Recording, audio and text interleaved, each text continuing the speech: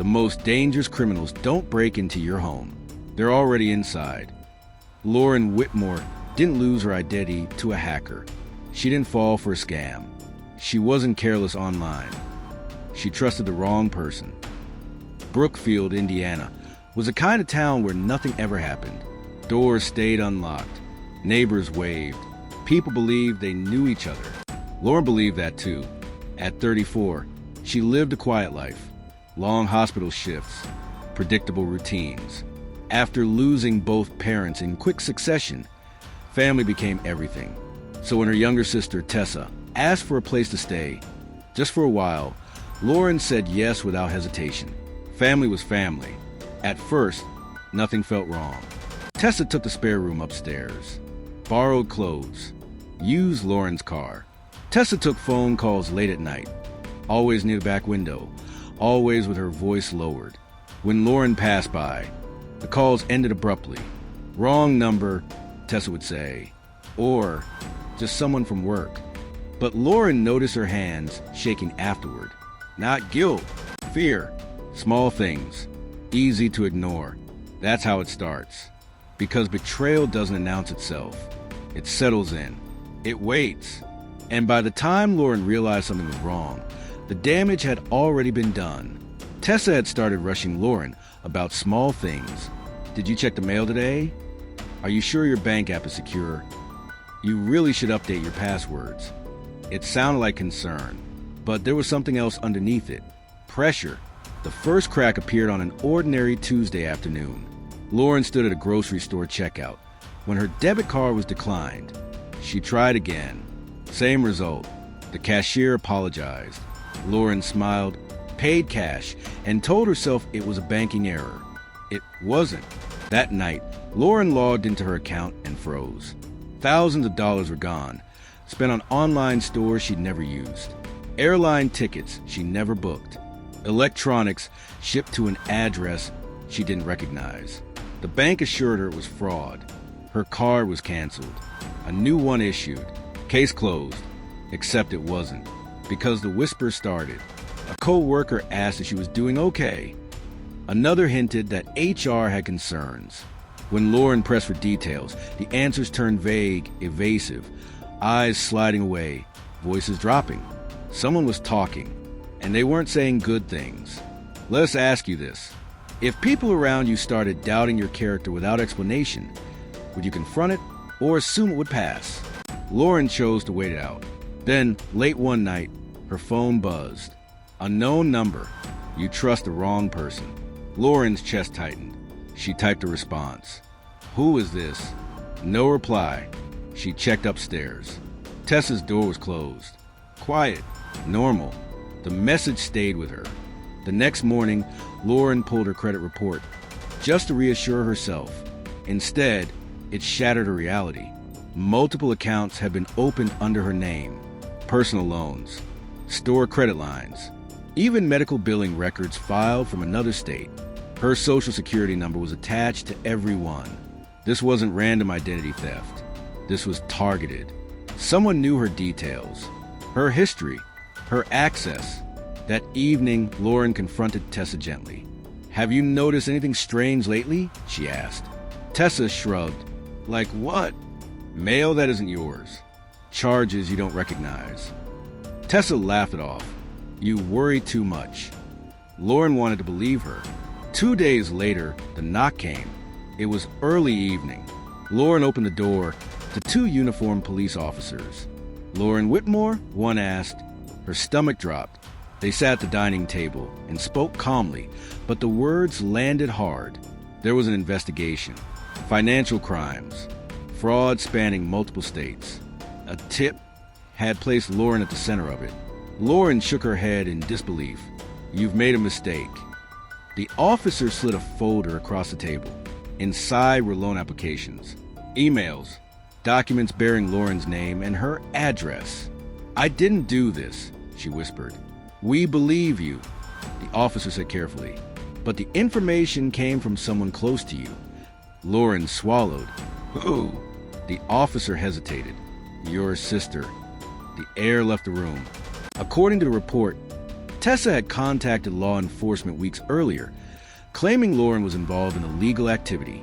She said she feared retaliation if she spoke out. She provided documents, dates, details only someone inside the home could know. Let us ask you, if your own sibling accused you of crimes you didn't commit, who would the authorities believe? The officer said Lauren wasn't under arrest, for now, but the investigation was active, serious. When they left, Lauren rushed upstairs. Tessa's room was empty. Her suitcase was gone. So was her laptop. Detectives later confirmed Tessa had used multiple burner phones. None were registered in her name. All had been destroyed. Lauren's phone buzzed again. Unknown number. She moved first. Lauren sat down slowly, her mind racing. This wasn't about money. This wasn't about misunderstandings. This was a setup, and the person who knew her best had planned it. As Lauren stared at the empty room, one horrifying truth became clear. The criminal had never broken in. She had been inside the house all along. The moment Tessa vanished, everything changed. Brookfield's calm facade shattered like glass. Lauren Whitmore was left alone in a house that suddenly felt like a trap. Every creak, every shadow reminded her she had been betrayed by the person she trusted most. She was no longer just a victim of identity theft. She was the center of a criminal investigation and the prime suspect. The police were relentless. Detectives combed through Lauren's digital life with surgical precision. Emails, bank statements, text messages, and what they uncovered was more chilling than anyone expected. Tessa hadn't just been reckless. She had been methodical. For months, Tessa had orchestrated an elaborate fraud scheme using Lauren's identity. Multiple bank accounts were opened in Lauren's name. Credit cards maxed out, loans taken, bills left unpaid. Lauren's credit was ruined. A financial disaster that had only just begun. But Tessa's web of deceit extended beyond just money.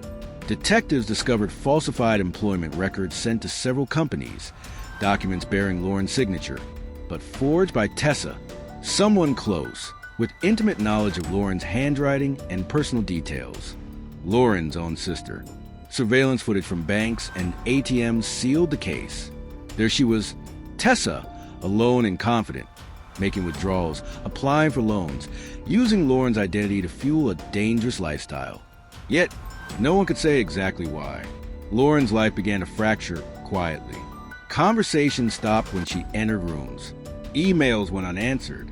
Friends hesitated before returning her calls. No one accused her outright. They didn't have to. She was haunted by the question, how much did people believe the lies? Then came the most alarming discovery. Weeks before Lauren's disappearance, Tessa had taken out a $250,000 life insurance policy on Lauren. The policy had been obtained using Lauren's personal information without her knowledge. Tessa had used Lauren's identity, her personal information, to become the sole beneficiary. The implications were horrifying. Had Tessa planned more than identity theft? Had she intended to profit from something far worse? Lauren's anxiety spiraled out of control. She felt the weight of danger closing in, a gut instinct screaming that something sinister was coming for her. Her fears were confirmed when one morning, her car was found abandoned on a lonely service road just outside Indianapolis. Engine cold, driver's door wide open. No signs of crash, no skid marks, just silence.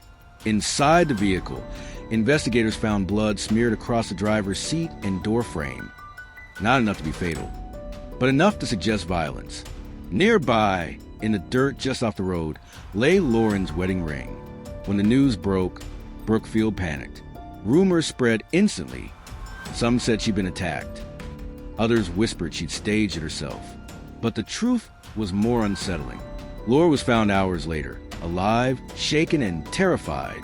She told police she had been followed the night before a car she didn't recognize. Headlights had stayed too close for too long. At a stoplight, someone approached her window. She remembered the sound of breaking glass, the sting of a blow to her head, then darkness. Doctors later confirmed the blood in the car wasn't from a deep wound.